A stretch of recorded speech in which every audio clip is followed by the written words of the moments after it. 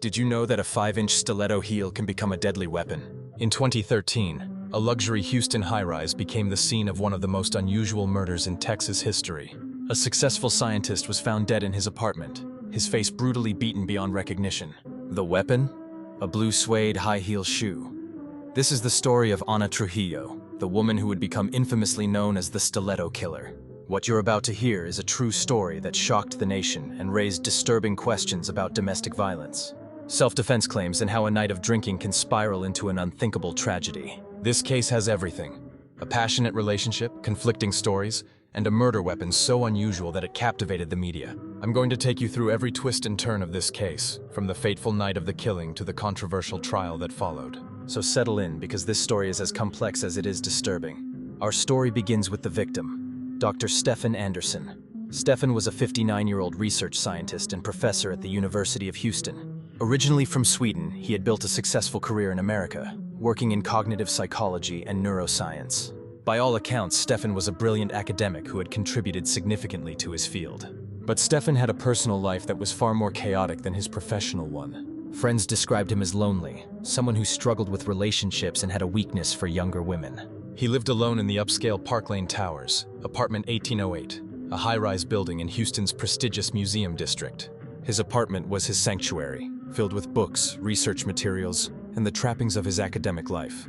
Stefan had a drinking problem. This detail becomes crucial to understanding the events that would unfold. He was known to frequent local bars, and it was in one of these establishments that he would meet the woman who would ultimately end his life.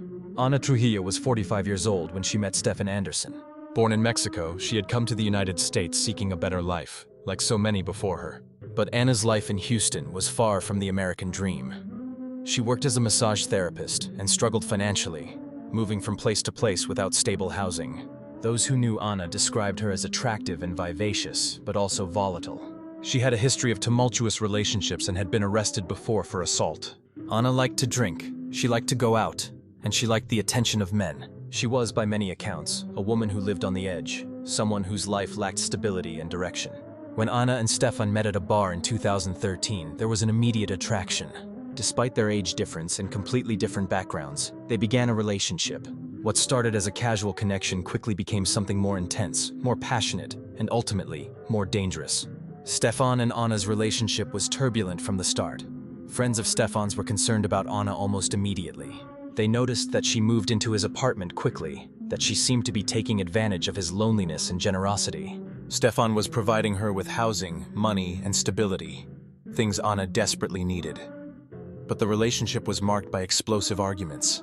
There were screaming matches, sounds of things breaking, the kinds of disturbances that made people uncomfortable, but not quite enough to call the police. Stefan's colleagues noticed changes in him. He seemed distracted, stressed, and there were times when he showed up to work with visible marks or scratches. Ana later claimed that Stefan was abusive, that he would become violent when he drank, and that she lived in fear of him. But others saw it differently.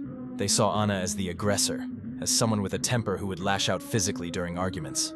On the night of June 9, 2013, Stefan Andersson and Ana Trujillo were drinking in his apartment. He had sustained at least 25 distinct blows to his head and face. She told officers that Stefan had attacked her, that he had become violent and aggressive, and that she had grabbed her shoe to defend herself. She said she didn't remember exactly what happened, that it was all a blur, but that she had feared for her life. Medical examiners would later testify that Stefan would have been incapacitated after the first few blows. Yet the attack continued. Crime scene analysis revealed troubling details. There were defensive wounds on his hands, suggesting he had tried to protect himself. The unusual murder weapon, a stiletto heel, captured public attention and earned Ana her infamous nickname, the Stiletto Killer. News outlets around the world covered the case, fascinated by the bizarre nature of the crime. The prosecution's case was straightforward. Ana Trujillo had murdered Stefan Andersson in a fit of rage, beating him to death with her shoe in a brutal, sustained attack that went far beyond self-defense. The medical examiner's testimony was particularly damning. The wounds were consistent with a blunt object being used repeatedly with significant force. Dr. Wolf stated that Stefan would have been unconscious or incapacitated after the first several blows, yet the attack had continued. They painted a picture of Ana as an aggressive, volatile woman with a history of violence who had killed Stefan in a drunken rage. Ana's defense team, however, presented a very different story. They portrayed Stefan as the aggressor, a man with a drinking problem who became violent when intoxicated. She testified that Stefan had grabbed her by the throat, that she couldn't breathe, and that she had grabbed the nearest object, her shoe, to defend herself. She claimed she didn't remember much of what happened, that it was all a terrifying blur, but that she had genuinely feared for her life. They argued that Ana's response, while extreme, was the result of prolonged abuse and a genuine fear of death. They pointed to the fact that Ana had remained at the scene and called for help as evidence that she wasn't trying to hide what had happened. But the prosecution's rebuttal was powerful. They pointed out that none of Ana's previous partners had reported being abused by her. In fact, she had been the one arrested for assault in previous relationships. They noted that Stefan's colleagues and friends had seen signs that he might have been the one being abused, not Ana. The jury deliberated for approximately 11 hours before reaching their verdict. On April 11, 2014, Ana Trujillo was found guilty of murder. The jury rejected her self-defense claim, convinced that the brutality and sustained nature of the attack proved she had not been acting in legitimate self-defense. Ana showed little emotion as the verdict was read. She was sentenced to life in prison, with the possibility of parole after 30 years. At the time of her sentencing, she would be 75 years old before becoming eligible for parole. During the sentencing phase, Ana addressed the court. She expressed no remorse for killing Stefan, instead maintaining that she had been the victim.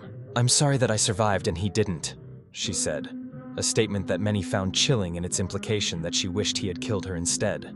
The case of Ana Trujillo raises uncomfortable questions about domestic violence, self-defense, and how we evaluate claims of abuse.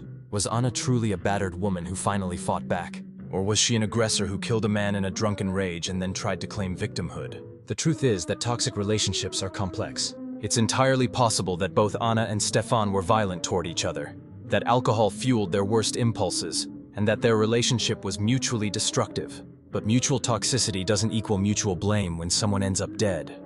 The legal standard for self-defense requires that the force used be proportional to the threat faced.